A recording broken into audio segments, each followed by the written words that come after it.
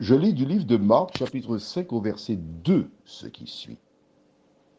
Aussitôt que Jésus fut hors de la barque, ils vinrent au-devant de lui un homme sortant des sépulcres et possédé d'un esprit impur. Prions. Notre Seigneur et notre Dieu, combien nous te louons, nous t'exaltons pour la parole que tu nous donnes. Merci Seigneur parce que en elle, nous avons la vérité. Alors que nous nous approchons de cette histoire tragique, que ton esprit nous éclaire et nous dirige dans toute la vérité, nous t'en prions. Au nom de Jésus pour ta gloire éternelle. Amen. J'aime le début de ce récit. La Bible déclare, aussitôt que Jésus fut hors de la barque. En clair, ils sont en train de voguer. Ils arrivent dans le pays des Gadaréniens, Gadara. Les disciples parlent de choses et d'autres. Mais dès que Jésus sortit de la barque, en clair, dès que les pieds de Jésus foulèrent le sol, quelque chose s'est passé. Note bien que la Bible te dit, dès que Jésus fut hors de la barque, aussi longtemps qu'il était dans la barque, il n'y avait aucun problème. Mais dès que son pied a foulé le sol, qu'est-ce qui se passe?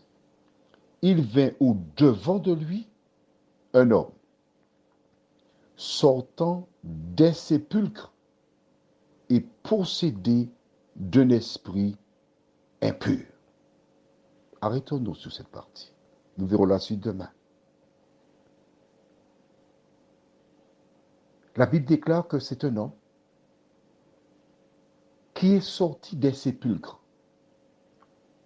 Cela veut dire qu'il habitait avec les morts.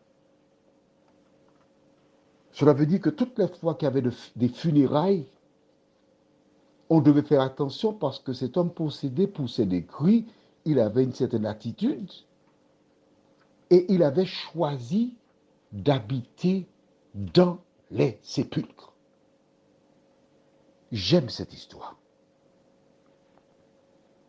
J'aime beaucoup cette histoire de la Bible. Parce que Jésus nous la donne tout simplement afin de nous dire que quelle que soit la situation dans laquelle une personne se trouve, quel que soit ce qu'un homme ait pu faire, quel que soit son état, Jésus s'intéresse de cette personne. Oui, toi qui m'écoutes là, tu as tué quelqu'un. Tu as maquillé ce décès. Tu as fait des choses que la société condamne. Tu vis avec le remords, la hantise, la peur. J'ai une bonne nouvelle pour toi. Ce matin, tu es dans un sépulcre. Les gens te voient, te sourient, tu parles, mais tu es seul. Tu n'as pas d'issue de secours.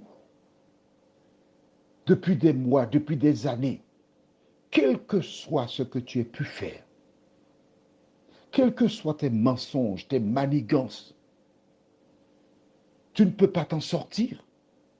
Tu es possédé par l'ennemi de la race humaine. Jésus veut faire le ménage dans ta vie, dans ton cœur. L'homme était devant Jésus. La Bible nous donne la précision qu'il était possédé. Il était habité par des forces du mal. Mais le cœur d'un homme ne saurait être la maison des démons, parce que c'est l'Éternel qui l'a créé. Prions. Notre Seigneur et notre Dieu,